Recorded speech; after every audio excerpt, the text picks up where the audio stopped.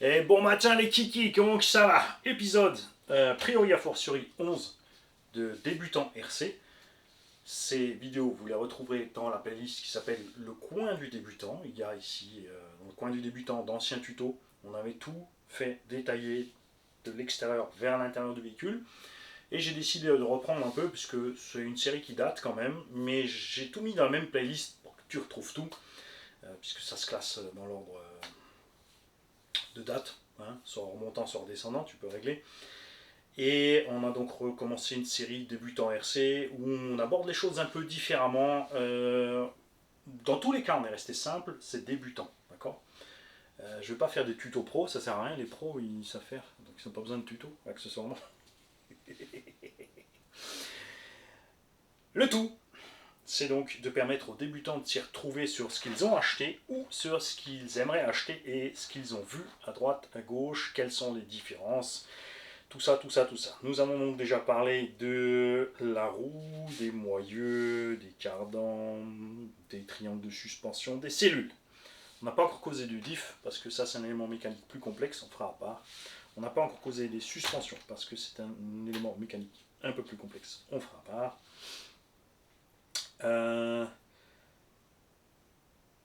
On verra si on fait juste un truc pour expliquer suspension et amortisseur. Et si on fera à part un truc sur les positions d'amortisseur, les réglages, tout ça, bidule. Quoique non, on fera un tuto avec les suspensions, on expliquera tout ça, plus les positions, et on fera ensuite encore un tuto à part avec les réglages de châssis. Là, vous allez voir aussi, beaucoup de choses vont se mélanger au fur et à mesure. Hein. Et aujourd'hui, on arrive donc à la partie qui permet de passer la puissance du moteur sur la transmission. Il faut différencier un tas de choses. 4 roues motrices, 2 roues motrices. En 2 roues motrices, il y a les tractions, c'est-à-dire c'est le train avant qui tire la voiture, et il y a les propulsions, c'est le train arrière qui pousse le véhicule. Il n'y a pas de traction avant, tu dis exactement la même chose. Il n'y a pas de traction arrière, puisque c'est une propulsion. C'est comme descendre en bas, monter en haut. Je me rappelle un souvenir, tu te rappelles ou tu te souviens, c'est kiff kiff. C'est juste pour que tu t'y retrouves. Ok? Il y a dans chaque petit domaine des exceptions. Un peu plus en indice encore que sur les autres échelles. Les mini-échelles, ça existe depuis longtemps aussi, globalement basé sur ce qu'on voit, et ça c'est assez marrant, dans le temps c'était plutôt sur ce qu'on avait en indice en plus petit, et maintenant c'est plus sur ce qu'on fait en 8 mais en plus petit. Et au milieu il y a les indices qui sont goulés un peu autrement. Il y a aussi une différence entre les engins pour la piste. Quand je dis piste, c'est pas une piste tout terrain. Piste, c'est béton, d'accord, pour la route, et les engins tout terrain. On va aborder tout ça globalement, de façon générique. Chacun est libre de mettre sa petite sauce en plus. C'est bienvenu, c'est ce que j'aimerais. Si tu es débutant, tu n'hésites pas à poser des questions. Tu peux poser des questions aux gens qui mettent de la sauce en plus dans les commentaires. Tu vas sur le commentaire, tu poses la question. C'est là pour ça. Profitez-en. Alors, 2 roues motrices. Tu as la façon la plus simple au monde de faire du 2 roues motrices en propulsion. C'est un moteur qui est placé sur l'essieu arrière. Tu as le pignon moteur, tu as la couronne, l'axe qui traverse le tout, la roue à droite à gauche. Fin de l'histoire. Très utilisé en piste indoor, surtout moquette, sur les pancars 1/12, 1/10. Une efficacité redoutable, extrêmement léger. Bien sûr, moins tu as de pièces de transmission, plus le véhicule est léger. C'est clair.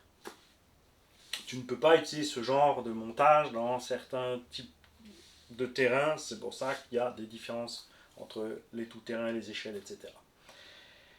Ce type de transmission directe donc utilise aussi en 1.8. Ben, ne dis pas de conneries, c'est monté jusqu'en 1.8. Exact. Tu as le même principe qui utilise une réduction secondaire, c'est-à-dire que tu as un pignon, couronne. Sur la couronne, tu te tournes, tu as un axe, tu as un autre petit pignon, une autre couronne. Donc réduction secondaire. Ça permet de déplacer le moteur par rapport à la transmission, au lieu d'avoir le moteur donc directement sur le châssis, parce qu'il faut qu'il soit prêt, hein, même si tu as une grande couronne, la couronne ne peut pas être plus grande que la roue, sinon tu as un problème quelque part, d'accord. Alors oui, oui, tu pourrais mettre une couronne de 50 et un pignon de 50 et une roue de 60 mm. Avec les puissances moteurs qu'on a actuellement pour faire relativement direct. D'accord ? Tu retrouves la même chose avec des courroies ou des chaînes. Attention, courroie et chaîne, la longueur n'a pas la moindre incidence sur le rapport de transmission. Peu importe la longueur, on s'en tamponne. Si tu as des roues dentées, le plus simple c'est de compter les dents. Après en RC, j'ai pas vu personnellement, mais si tu as une courroie lisse, surtout en V, la courroie plate, c'est simple, tu prends le diamètre de la poulie. La courroie en V, c'est une autre histoire. Alors là, il faut prendre un diamètre qu'on appelle je sais plus quoi, qui n'est pas le fond, qui n'est pas le haut, qui est là où la courroie, parce qu'elle est en V, est coincée. C'est là où elle est pincée. C'est ce diamètre-là que tu prends sur les deux poulies pour avoir. Donc tu fais diamètre là et diamètre là pour avoir ton rapport de transmission. Donc là, tu vas voir à ce moment-là le tuto sur le rapport de transmission. J'ai mis par là, mais il est peut-être là ou là-bas. Hein. Ça, tu vas voir dans le coin du débutant. Ok ?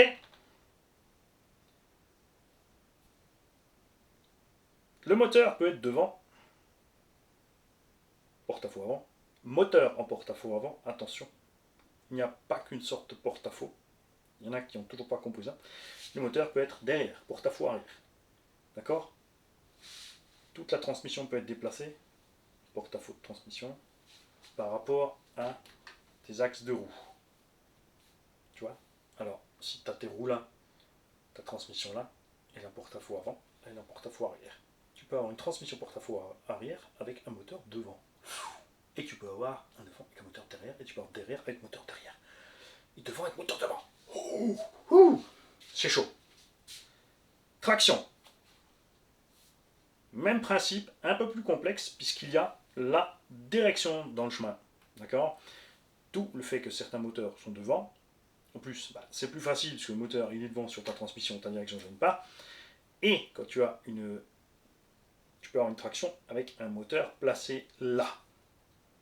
Ou là, avec une courroie. Ou une chaîne à l'ancienne. Et ne pas oublier, bien sûr, enfin, à la base, le plus répandu reste ce qu'on appelle cascade de pignon, puisque tu as pignon moteur, couronne, axe, petit pignon, autre couronne. Cascade de pignon. En 4x4, il y a encore plus de choix. Tu as des cardans au centre, comme tu as aux roues. On ne va pas causer du fait qu'il y a un différentiel ou un slipper ou quoi que ce soit. D'accord ? S'il y en a un, c'est-à-dire que s'il y a un diff au milieu, tu as les deux cardans au centre. S'il n'y en a pas, tu peux avoir un axe. Ça, c'est dans l'épisode sur arbre de transmission, axe cardan, etc. etc. D'accord ? Tu peux avoir une courroie. Et aussi une cascade de pignons en 4x4. Là, les gars, quoi ? Ouais, il y a même des 6-6 comme ça. Chez Tamiya, par exemple. Puisque dans le châssis, il y a des pignons de partout. Pour arriver d'un essieu à l'autre, il y a un seul moteur qui entraîne le tout. C'est lourd, puisque tu as toute la cascade de bordel. Par contre, c'est durable. Tu as plein de jeux, hein, puisque chaque petit pignon a un jeu, chaque dent a du jeu dans l'autre dent. Et par contre, c'est extrêmement durable parce que cascade de pignons égale aussi répartition de la force motrice et des chocs dans ce cas-là.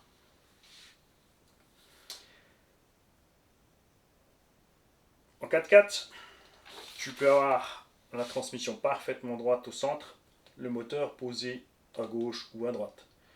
Ok ?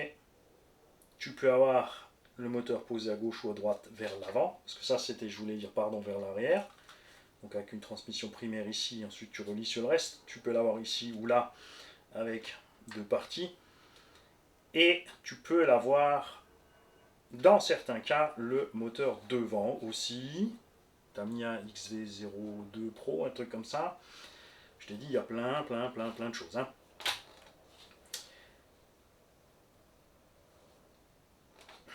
En général, donc, on parle d'une simple transmission primaire.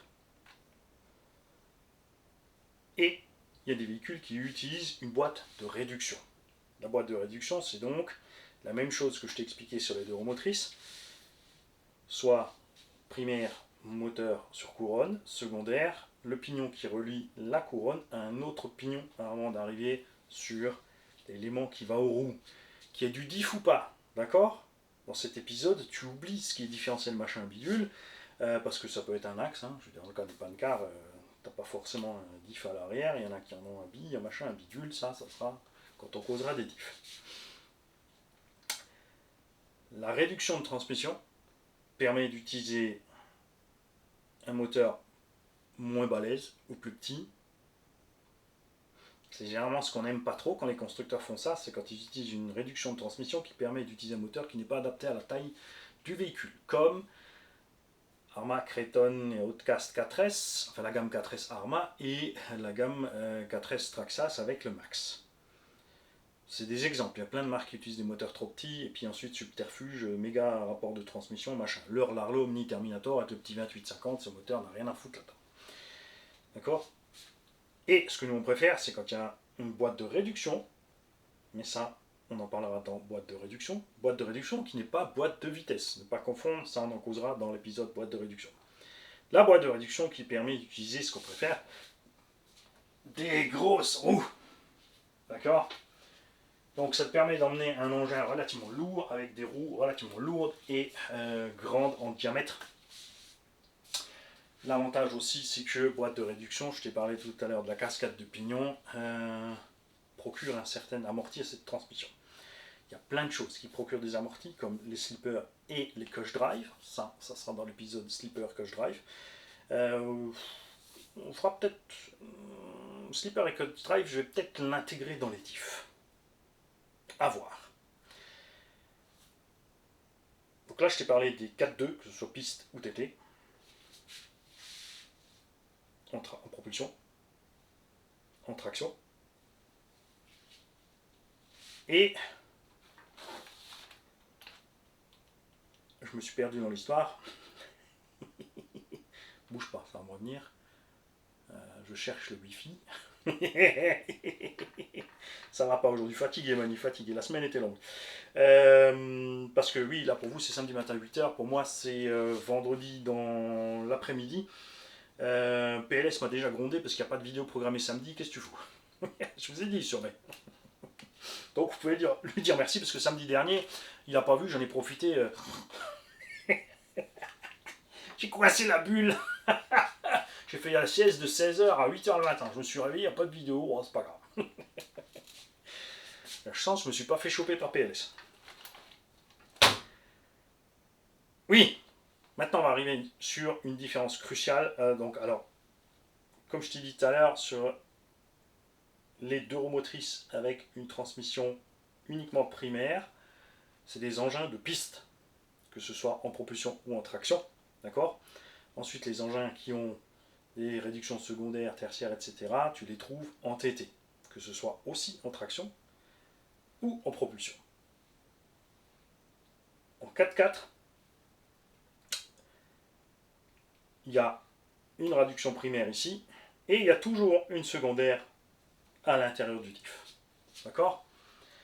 Que ce soit une transmission par cardan, que ce soit une transmission par courroie, puisqu'il y a des engins qui vont avoir le moteur, c'est là que c'est un peu tordu. En général, en TT, on se retrouve avec des moteurs montés en long. Alors que la plupart des pistards ont, enfin les deux roues motrices ont des moteurs transversaux, sauf exception. Les pistards ont des moteurs transversales propulsion traction. Les 4x4, on trouve généralement le moteur au long, sauf en piste. En piste, on a pas mal de véhicules qui ont le moteur transversal. Mais il y a quand même aussi des tout-terrains qui ont le moteur transversal. C'est pas super fréquent, je vais t'expliquer pourquoi. D'accord?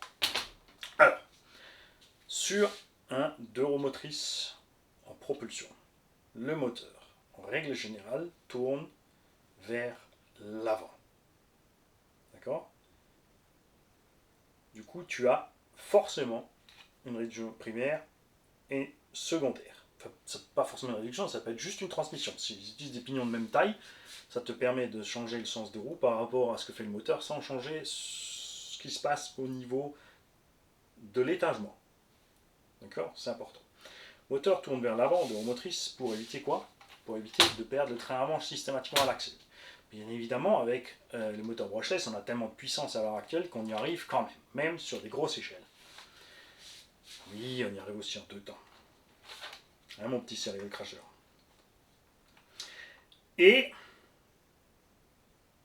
en traction, il tourne pareil dans le sens de marche pour privilégier justement, parce que la traction ça va ripper un peu plus au démarrage, ce genre de choses. Il y a des exceptions aussi. Il y a des cas de 2 dans lesquels tu peux choisir, mettre un pignon de plus ou de moins pour inverser le sens de moteur par rapport aux roues. Ce que je veux t'expliquer, c'est le couple moteur. Donc, selon les véhicules, certains pilotes vont préférer avoir le couple moteur inversé au couple des roues. Ça va annuler plus ou moins. Il y aura toujours plus d'effet de couple aux roues que ce que le moteur fournit, d'accord? L'effet pour justement l'assiette. Et là, on y arrive précisément en 4x4. En tout terrain. Si tu as ton moteur transversal et qu'il va de ce sens, d'accord, tu auras un effet de couple moteur contre ou pour l'assiette du véhicule, selon le sens de rotation par rapport à ce qui se passe avec les pignons après. Donc un petit réglage en plus, parce qu'en 4 roues motrices, on a quelque chose qu'on n'a pas en 2, sauf exception du 2 roues motrices qui a le moteur là avec la transmission ici, c'est le couple moteur qui va te faire basculer le châssis à droite ou à gauche.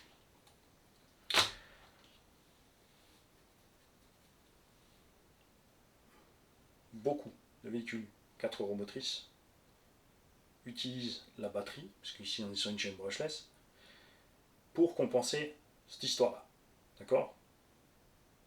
C'est-à-dire qu'à vide, châssis plus lourd côté moteur, quand tu mets ta batterie, tu es équilibré, ou des fois même quand même encore un peu déséquilibré, parce que le moteur va faire tourner le châssis comme ci ou comme ça. Donc il y a des constructeurs qui font tourner le moteur de ce sens par rapport au poids de la batterie, l'autre de l'autre sens.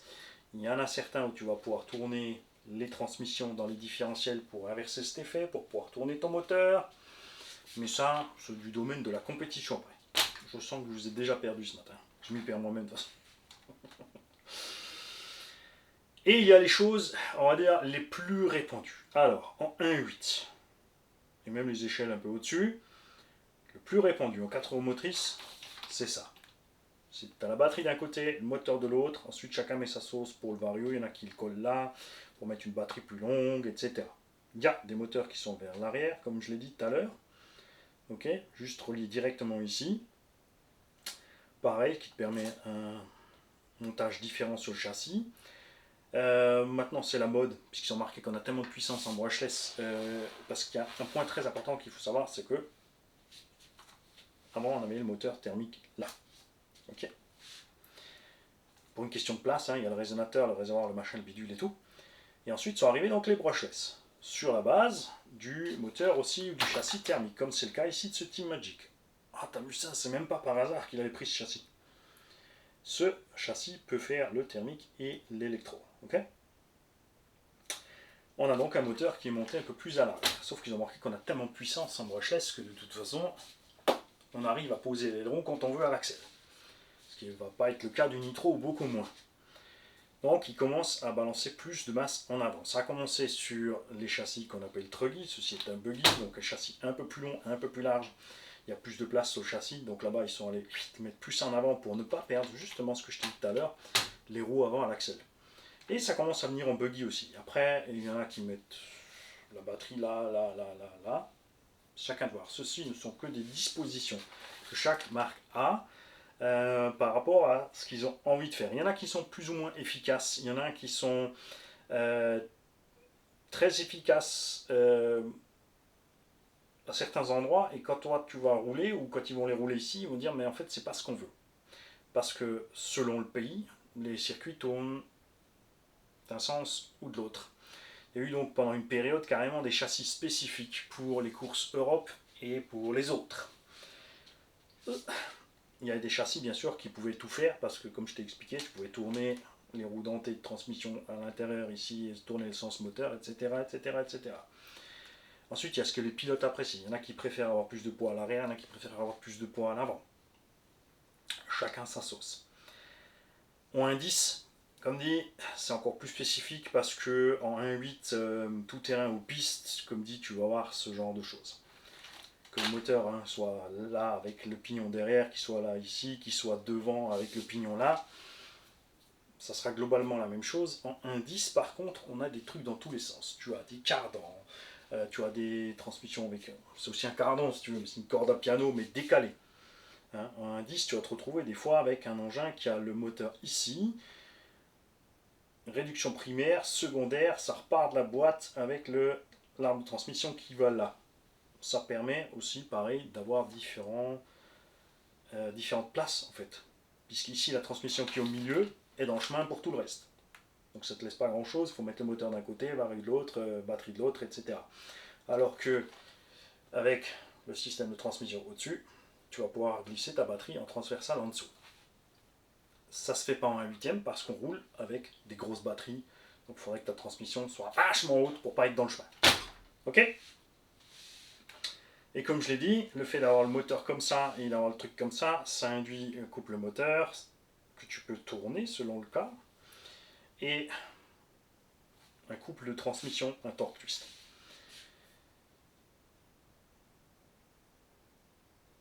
Sur les tractions et les propulsions, spécifiquement piste, comme dit, ça reste simple. Ça ne va pas chercher plus loin. Tu as des 4x4 en 1/10 tout terrain qui ont des courroies. Timasso avait fait un SC10 avec une courroie au-dessus. Pour les mêmes raisons, la batterie était coincée en dessous, mais là aussi, comme dit, les shortcuts de compétition, même s'ils ont la taille quasi d'un buggy 1.8, sont des 1.10. Ils roulaient donc en 2S en compète. Toujours encore d'ailleurs, je crois.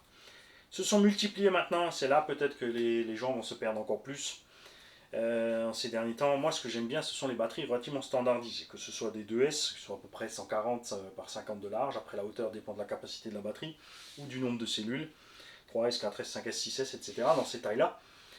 Et c'est généralisé maintenant les shorties, donc des lipos plus courtes, et les saddle packs, ça c'est encore une autre dimension. Les saddle packs sont plus utilisés en 1.10, les shorties maintenant commencent à arriver aussi en 1.8 pour répartir les masses encore différemment. Clairement, tu avais ici une grosse batterie, d'accord, d'où l'intérêt de compenser la masse avec les autres éléments électroniques quand c'est possible.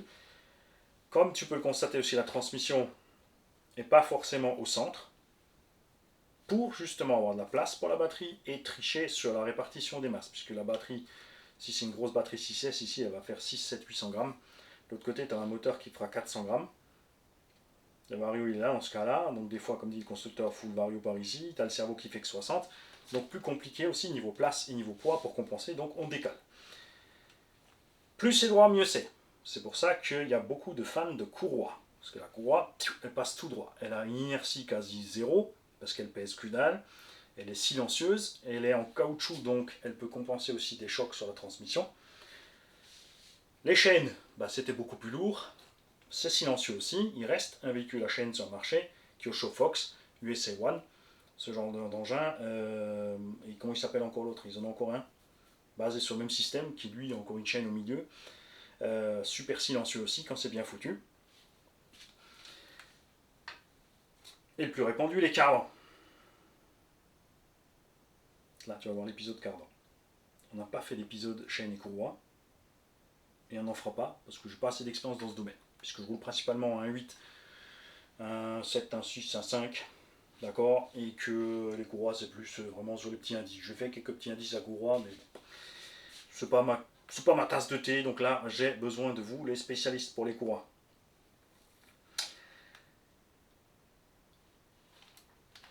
Donc, quelle que soit la répartition des choses, d'accord, la seule chose que toi tu dois faire, c'est la différence entre une propulsion, une traction et un 4x4.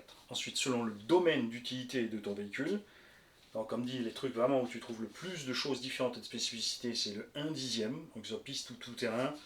Tu trouves des choses totalement différentes d'une voiture à l'autre, entre les courroies, les cardans, les machins, les bidules moteurs là. Que ce soit ensuite du 1/8, d'accord. Et dans le cas précis d'une propulsion tout terrain, parce que une propulsion piste, est-ce que j'ai déjà vu une propulsion piste avec le moteur à l'arrière? Non. Pourquoi? Pour un maximum de poids à l'avant, les roues pistes ont beaucoup de grippe, donc il faut lester ici pour éviter de tout le temps perdre l'avant. Alors pourquoi ils le font en deux roues motrices tout terrain? Parce qu'en deux roues motrices tout terrain, tu glisses énormément, donc ils vont mettre plus de poids sur l'arrière pour privilégier ou éviter que le train arrière soit tout le temps en train de mouliner et de glisser.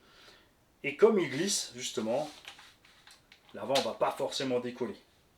Donc c'est un savant mélange d'équilibre en tout terrain 4-2 plus que en 4-2 piste pour avoir une bonne propulsion sans trop perdre l'avant.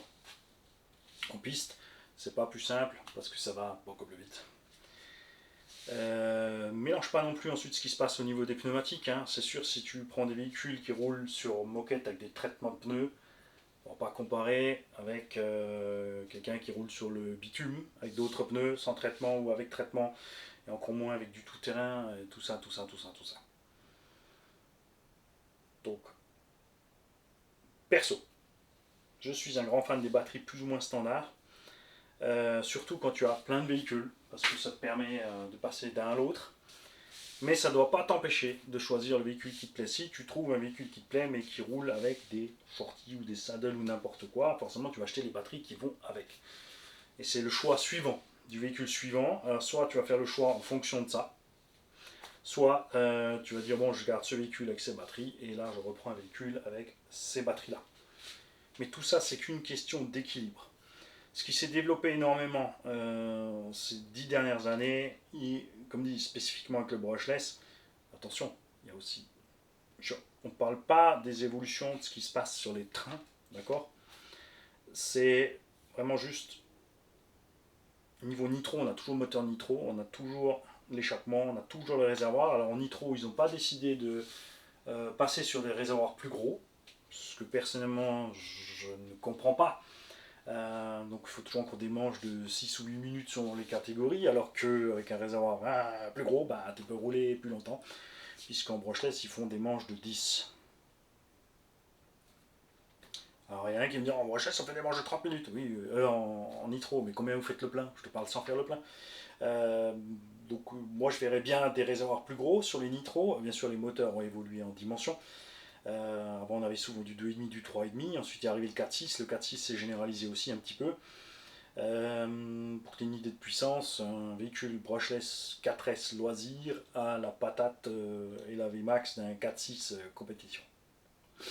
Avec toujours plus de brutalité en bas, d'accord? Surtout je te parle du véhicule loisir parce qu'il a justement pas tous les réglages qui permettent d'adoucir ça en général, ça commence à venir aussi, mais le brushless c'est beaucoup plus brutal que le nitro. Donc en brushless ils ont fait de grosses évolutions sur justement les répartitions des masses sur les châssis différentes. Il y a eu de tout. Il y a eu des châssis justement thermiques avec des systèmes pour adapter l'électro dessus. C'est un avantage pour le constructeur, c'est que il fabrique qu'un seul et unique châssis. Quand c'est bien foutu, ça reste bien équilibré en électro et en nitro.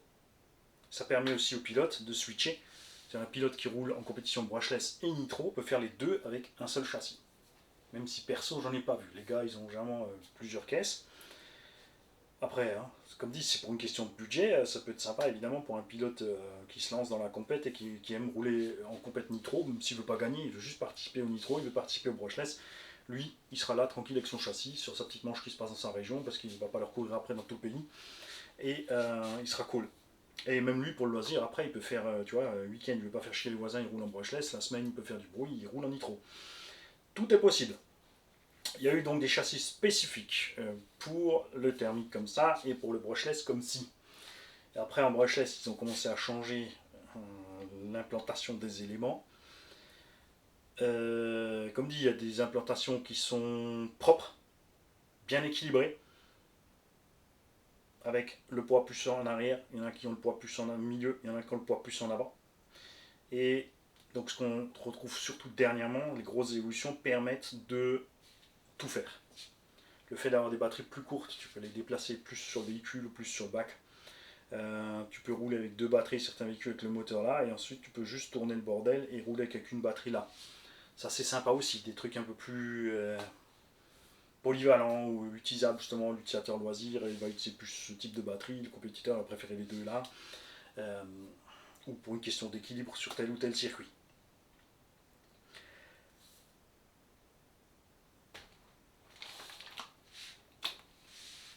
Il y a encore des choses spécifiques après en 5e, notamment chez FG, qui utilise une courroie plate, une simple une courroie de distribution de moteur thermique, l'échelle 1 si tu veux, qui longe le châssis par en bas. Et ça, c'est un truc génial.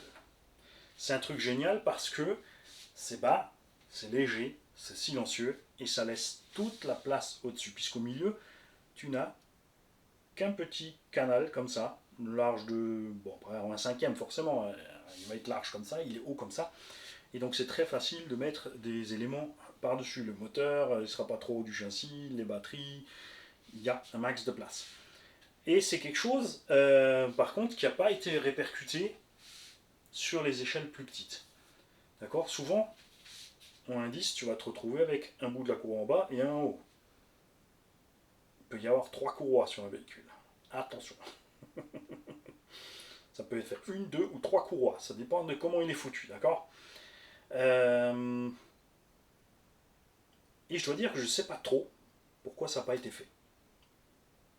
Peut-être parce qu'il n'existe pas de courroie générique dans cette taille-là. Les fabriquer seraient peut-être plus cher.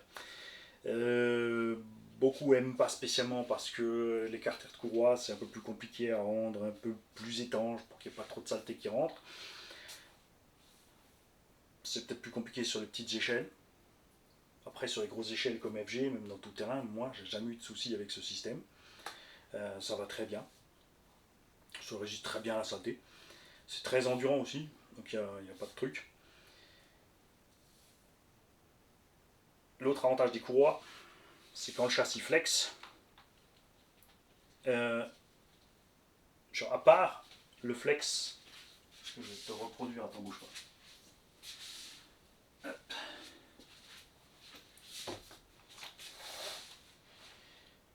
Tu tapes au sol avec quelque chose qui coince au milieu, tu vas flexer vers le bas. Tu vois là, ça va bien que ce châssis aussi, 70-75 T6, c'est flex. La courroie, elle, va se tendre. Donc si un tendeur automatique, elle va rattraper. Si c'est un tendeur manuel, la courroie va juste un peu prendre sur le caoutchouc. Je n'ai jamais vu se déchirer sur ça.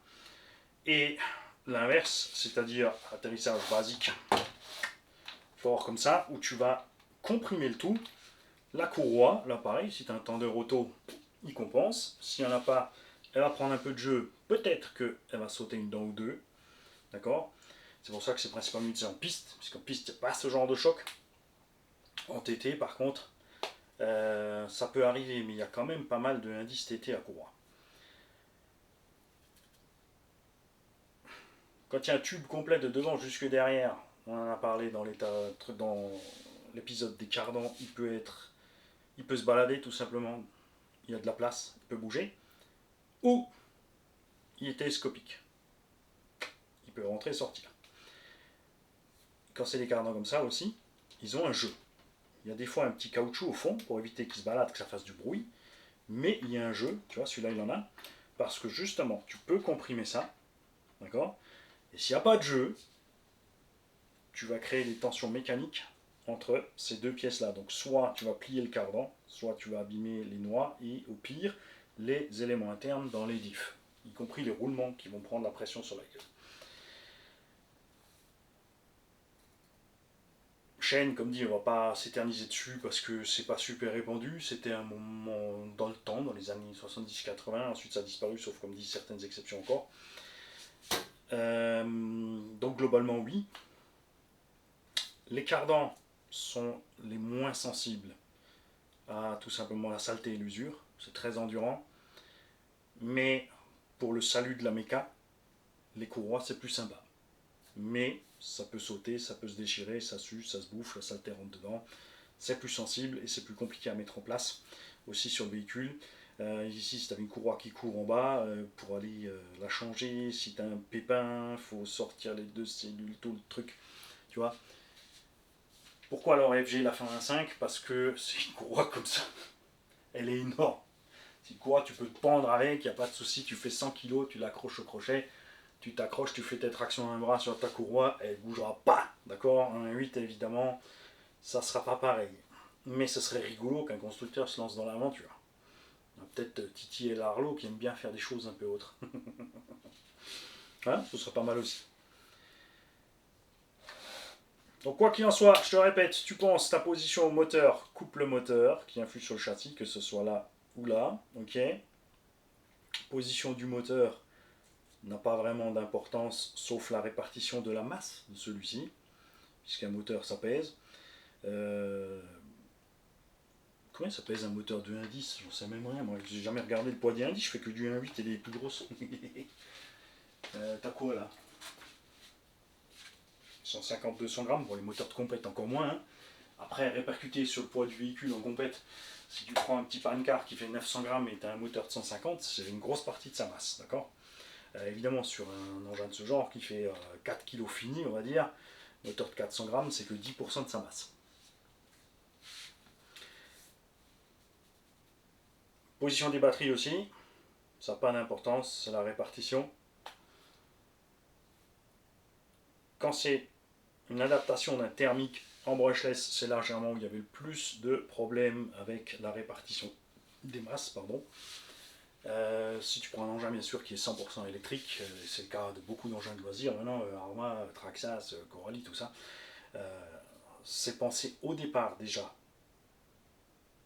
en brushless, donc l'équilibre est différent. Ce que je préfère, c'est d'avoir la place pour le moteur, pour pouvoir changer mon moteur en longueur, surtout sur les engins lourds. Plus un moteur est long, plus c'est balèze, plus c'est grand diamètre, plus c'est balèze. Donc je ne veux pas forcément mettre un plus gros, mais avoir de la place pour la longueur que je veux. Je ne suis pas fan sur les engins de compétition. On fait vite un crochet là-dessus parce que c'est très important que vous puissiez comprendre. Mais si en compétition ils font ça, c'est parce qu'ils ont un règlement. Donc ils optimisent ce qu'ils peuvent faire avec ce règlement. Donc ils vont rouler avec des moteurs de 68. Donc ils vont pouvoir le mettre un maximum par là, le vario directement au cul et la masse pour être complètement devant. Et ici une shorty, par exemple. Tu vois. Alors que des constructions standards comme ça, ils vont pas pouvoir tricher aussi loin. Parce que le moteur est plus léger, ils vont pouvoir l'utiliser en masse additionnelle pour équilibrer le châssis. Ce genre de choses. Et ils n'ont pas besoin aussi de toute cette puissance que nous on utilise, et surtout, les manches de compétition, comme je l'ai dit tout à l'heure, ont une durée déterminée. D'accord. Ils vont rouler 10 minutes. La plupart des cas, bien sûr, ils font des manches d'endurance. Mais sur les compétitions de base, ils ont une manche de 10 minutes. Donc, ce qui nous embête nous en loisir après, dissipation de la chaleur, montée en température du moteur, de la batterie, des éléments mécaniques, ne sont pas les mêmes du tout. Il y a aussi une grosse différence en TT et en piste. Les compétitions TT, avec une batterie 5, 6, 7, 8 000, ils vont pouvoir faire plusieurs manches. Les circuits généralement ne sont pas trop grands, ils n'ont pas besoin d'autant de puissance, il faut la garder au sol. Enfin, la laisser le plus longtemps au sol possible, hormis les sauts bien sûr, mais après il faut atterrir propre et repartir avec un maximum de motricité. Alors qu'en GT8, par contre, eux, ils vont tartiner à mort et il leur faut du 10 000 mAh pour faire les 10 minutes à l'heure actuelle. C'est pas la même. D'accord. Nous, on va mettre la batterie. Si elle tient 20-25 minutes, on va rouler 25 minutes. D'accord. C'est pas pareil. Il n'y a pas les mêmes contraintes. Donc pensez-y quand vous passez d'un monde à l'autre. Et les compétiteurs aussi. Ne regardez pas les utilisateurs de loisirs comme si c'était des tordus. Tournez juste votre façon de voir les choses un petit peu. Un peu d'ouverture d'esprit. D'accord. Je sais que vous êtes habitués maximum 1 degré d'ouverture devant. En GT8, peut-être 2, voire 3. Mais nous, en loisir, des fois, on est comme ça avec les roues. On a un max d'ouverture d'esprit. D'accord? Il faut que ça tourne dans les deux sens. J'ai dû oublier plein de trucs au passage. Les commentaires sont là pour ça. Si je t'ai perdu, les commentaires c'est là pour ça aussi. Est-ce qu'il y a des choses qu'il faut éviter selon ce que tu fais? Alors,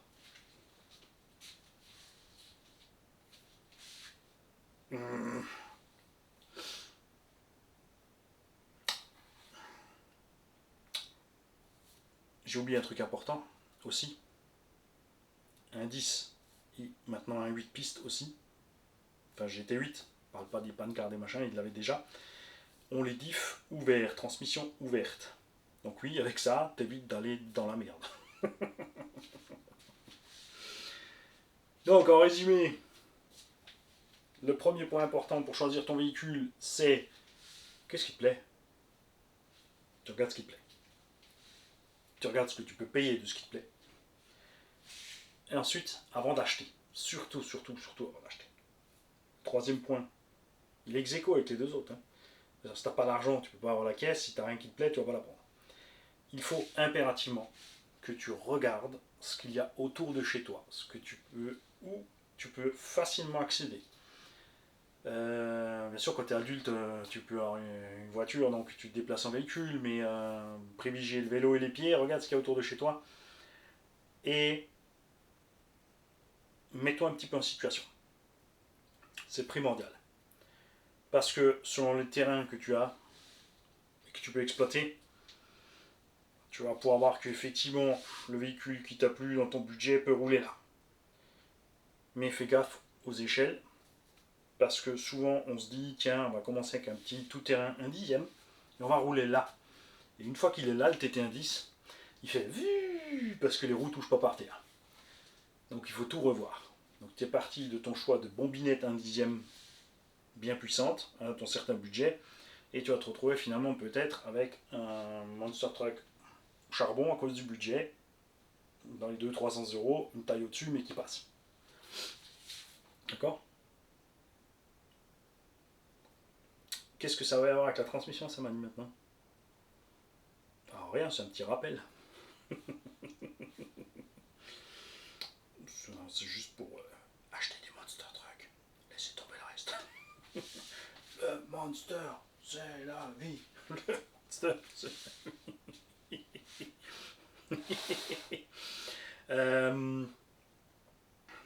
Dans le rayon des bizarreries, on avait parlé du Tamiya avec la cascade de pignon qui va de devant jusqu'au derrière du châssis en 6.6. Faut pas oublier Nico avec sa transmission arrière et deux cardans, de la roue arrière droite qui entraîne un petit carter directement à la roue avant gauche. Donc on a une transmission qui n'était pas centrale, les gars. On a le principe d'un 2 roues motrices, mais on se retrouve avec un petit boîtier et un renvoi de transmission sur un boîtier là et là pour passer la roue droite et gauche. Mais ça restait Nico, c'est pas un engin que tu vas trouver en RC. On profitait aussi dans les commentaires. Parlez-moi un peu de toutes les bizarreries que vous avez vues en RC, donc notamment donc les buggy 1.8 2 roues motrices, beaucoup de constructions perso. Je ne sais pas s'il y a une marque qui en avait fait à l'époque. Bon, il y avait des compétitions de 1/8 2 roues motrices pendant un temps. Est-ce que ça n'a pas marché parce que les mecs devaient faire des trucs perso, ils ne trouvaient pas de pneumatique, c'était la galère pour passer la puissance. Que c'est pas intéressé les marques, je ne sais pas. Il y a eu du traction de roue motrice, en plus il avait des bras tirés à l'arrière. Et je crois que c'était, je ne sais plus si c'était MRC, et en plus il avait un nom à la noix. C'était pas Rabbit, mais un truc en conséquence, je sais plus trop quoi. Donc j'aimerais, oui, que vous me parliez des bizarreries que vous avez vues, des raretés que vous avez vues. Bien sûr, là, on va privilégier les anciens, parce que ces derniers temps, on ne trouve plus trop de bizarreries, de raretés, alors qu'à l'époque, il y avait quand même un paquet de choses bizarroïdes. C'était les débuts, donc il y a les mecs qui pensaient la RC comme ci, il y en a qui la pensaient comme ça, il y en a qui la pensaient comme ça. Et si on regarde ces dernières années, il y a comme une espèce de standardisation, même s'il y a des choses qui paraissent neuves, souvent c'est des. Tu vois, ça revient. Et là, on en revient justement au layout des châssis. Donc à un moment donné, tu avais ça. Après, il fallait foutre le moteur derrière. Tu avais un arbre droit, tu avais ci. Ensuite, maintenant, ils mettent tout en avant. Avant, ils mettaient les moteurs de sous-sens. Maintenant, ils sont sous-sens. Il y a un besoin aussi des marques d'intéresser le public. D'accord? On peut toujours encore éventuellement inventer des trucs neufs. N'empêche que mécaniquement, transmission, tout ça, ça fonctionne. Après, ce qu'ils font, c'est qu'ils changent les choses. On a vu Agama qui a refait un buggy avec des suspensions couchées. C'est loin pas les premiers à l'avoir fait. C'est pas les derniers non plus. Il y avait un 10e qui s'appelait le... pas Dominator, mais je sais plus quoi. C'était la marque qui s'appelait Dominator, je crois. Qui avait des suspensions embarquées à l'avant. Par exemple, dans le chapitre des raretés et des trucs bizarres.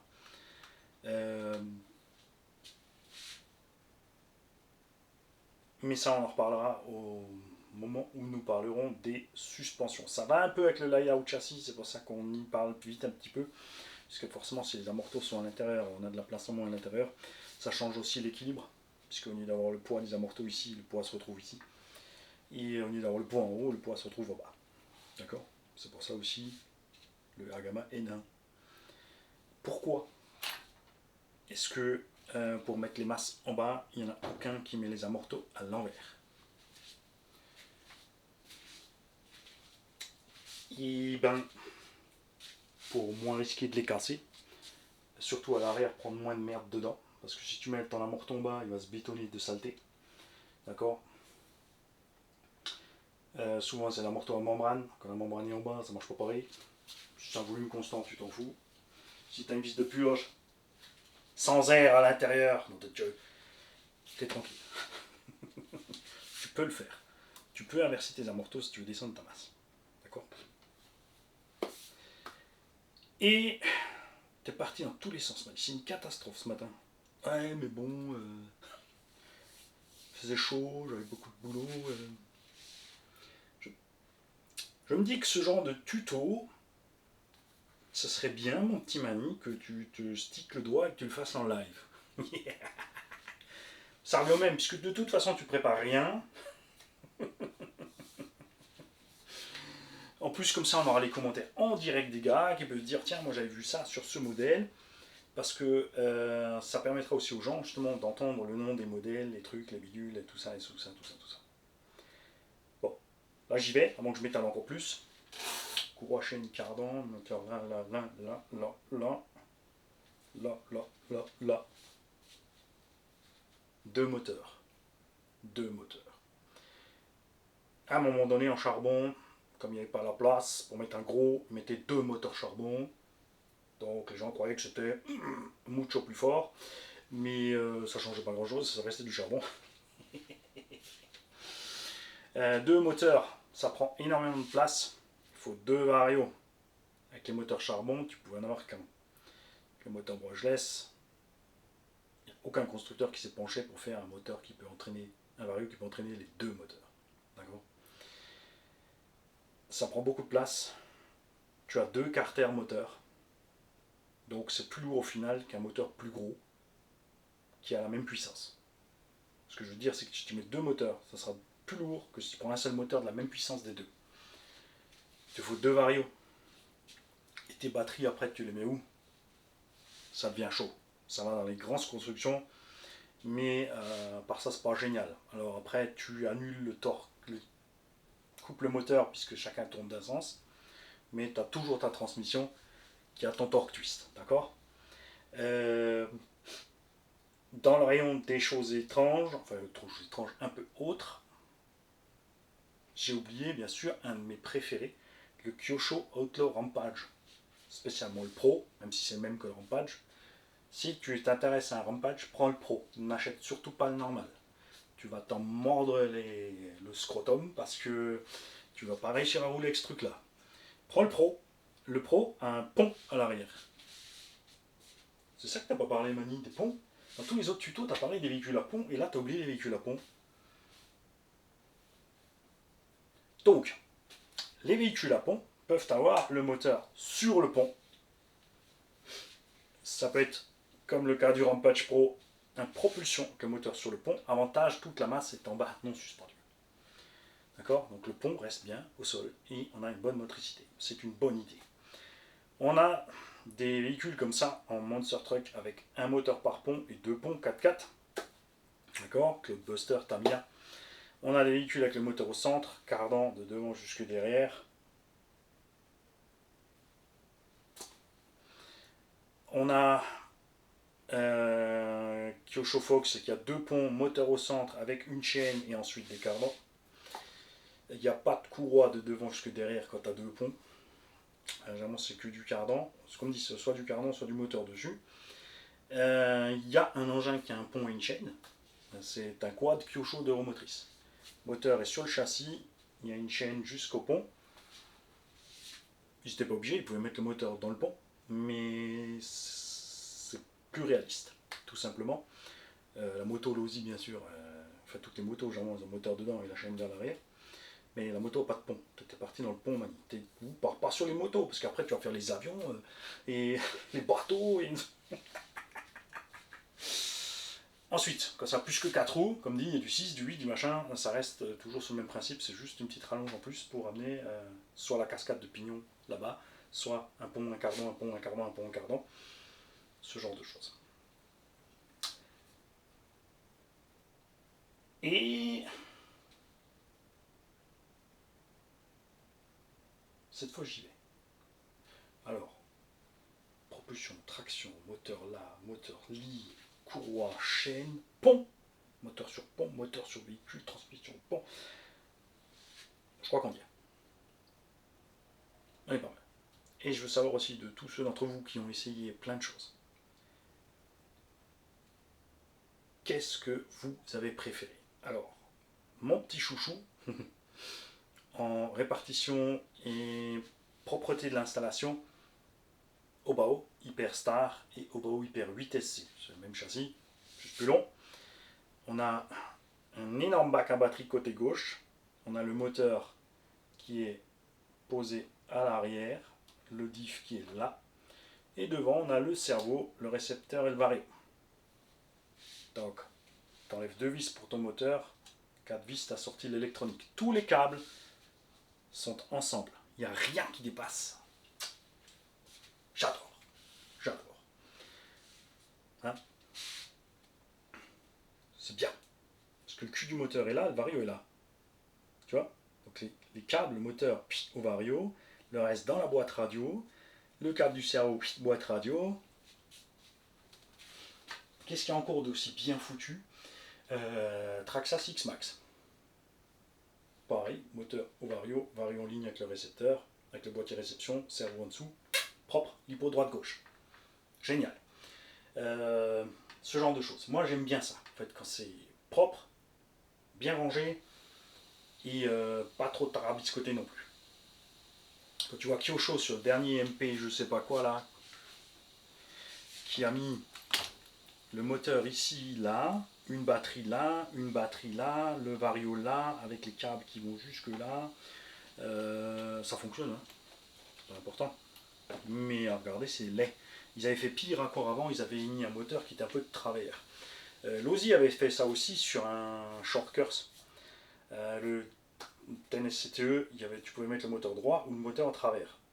Non, c'était pas sur le... Mais non, c'est sur le buggy, pardon. Je vous dis une bêtise, c'est pas le SC.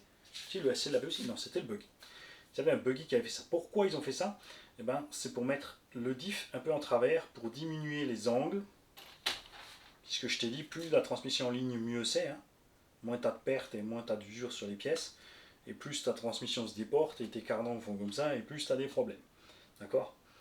Et du coup, pour pallier un peu aux angles, ils avaient mis le diff de travers, du coup tu avais ton moteur un peu en travers. Ça c'est aussi une bizarrerie. Ils ont arrêté, parce que bon, ça économisait un peu la transmission, mais optiquement c'était pas top, et puis ton moteur s'éloigne, hein, donc tu as ton poids qui fait pareil, hein, même si c'est pas grand chose. Autre engin où c'était super, Thunder Tiger Karoq. Le diff était là, le moteur au-dessus. Et droite-gauche, bac à batterie. Alors oui, le moteur était un peu plus haut du châssis. Dans la recherche compétition, zéro, ça c'est sûr. Les mecs, ils veulent tout par terre. Mais nous, en loisir, c'était pratique. Tu avais ton moteur bien haut, tu avais de la place, tu avais 2 gros bacs à batterie. Il n'y avait rien qui dépassait là-dessus, c'était sympa aussi. Donc parlez-moi de ce genre de choses, ce genre de layout, d'installation de machin que vous avez vu, de partie centrale de châssis. D'accord.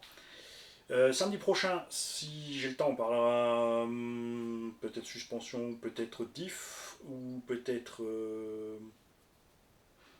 non, ouais, setup, les machins. À un moment, vous allez morfler le tableau blanc. On va peut-être le faire tout à la fin.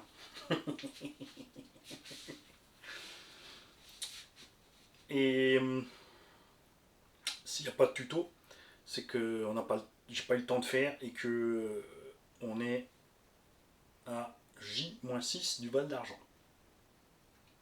Si vous ne savez pas de quoi je parle, vous tapez RC Garage 68 Val d'Argent ou Rasso RC Garage 68, donc le 3e Rasso annuel du Garage 68 au Val d'Argent, et on sera là-bas. C'est pas sûr que je le fasse, je sais, ça serait bien que je fasse des petits lives. Mais j'y peux rien, je suis pas un fan des lives. C'est la durée dans le temps de la vidéo.